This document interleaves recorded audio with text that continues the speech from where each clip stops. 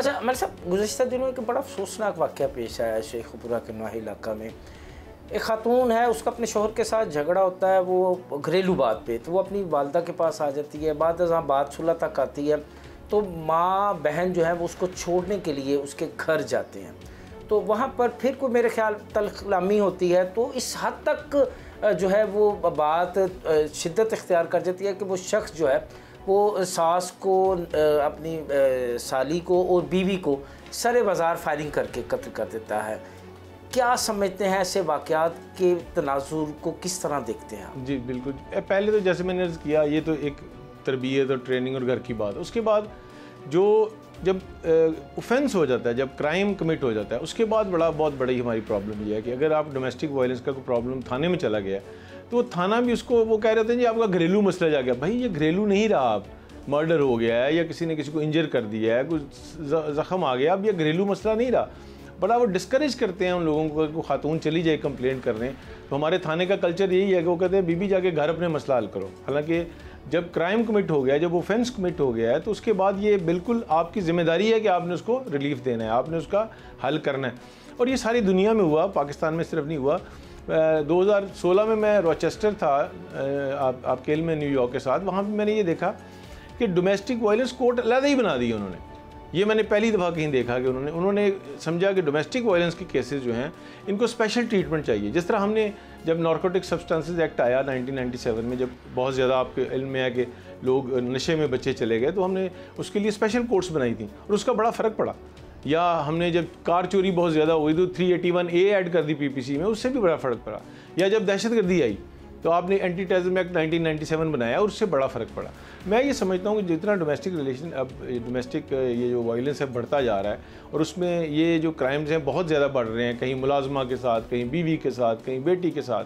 तो मैं ये समझता हूँ कि यहाँ पे भी हमें शायद इस तरह का ही ड्रास्टिक स्टेप लेना पड़ेगा और हमारे जो इन्वेस्टिगेटिंग ऑफिसर्स हैं उनको ट्रेन करना पड़ेगा कि इस मामले को आप ये घरेलू मसला उस वक्त नहीं रहता जब ऑफेंस कमिट हो जाता है। कानून क्या कहता है ऐसे वाक़यात? देखिए कानून, देखिए हर जुर्म की सज़ा तो है, लेकिन कानून तहफ़्फ़ुज़ किस तरह फराहम कर सकता है? देखिए कानून तो यही कहता है ना कि जब भी आपने, अगर मेरा सर फाड़ दें या आप अपनी बीवी का सर फाड़ दें या किसी मुलाजमा का फाड़ दें, कानून तो उस पर जो सज़ा है वो बराबर है सब केसेस में, दोनों हर सूरत। लेकिन चूँकि हमारा माइंडसेट वो है कि हम उस केस में फिर संजीदगी से लेते नहीं है, इनका घरेलू मसला है, जिसकी वजह से ये नुकसान हो रहा है कि हम उसको इतनी सीरियसली ना पुलिस लेती है ना अदालत इतनी सीरियसली लेती है और उसकी वजह से वो नुकसान हो रहा है। कानून सबके लिए बराबर। अगर इस हवाले से कब कहीं कोई मुकदमा दर्ज भी हो जाए तो उसकी तफ्तीश भी जो है वो मौसर अंदाज में नहीं की जाती, जिसके नताइज जो है वो बाद में इंतहाई ख़तरनाक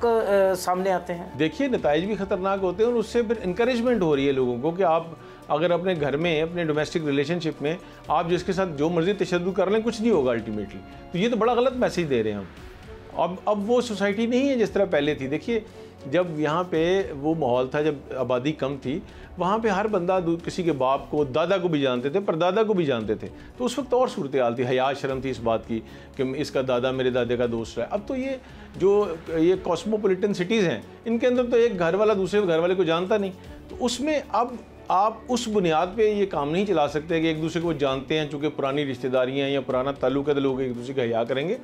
आपको इसको ख़त्म करने के लिए कानून साजी की तरफ जाना पड़ेगा और उसकी इम्प्लीमेंटेशन सबसे ज़्यादा अहम जी है। कानून तो चले अब भी है, लेकिन उसकी इम्प्लीमेंटेशन को मौसर बनाना पड़ेगा और वो ज़ाहिर है 2 स्टेजेस पे होगा। पहले तफ्तीश दुरुस्त करे और उसके बाद जो ट्रायल कोर्ट है, जो अदालत है, उसकी भी आपको थोड़ी ट्रेनिंग करनी पड़ेगी कि उसमें आपने स्ट्रिक्ट एक्शन लेना है और इसको आइंदा के लिए ख़त्म करना है मामले। बातें सुनी आपने advocate supreme court Malik Shamimur Rahman की। उनका कहना है कि ऐसे वाक़यात की रोकथाम के लिए कानून साजी करनी होगी, तफ्तीशी अफसरान की तफ्तीश के मेयार को बेहतर बनाना होगा।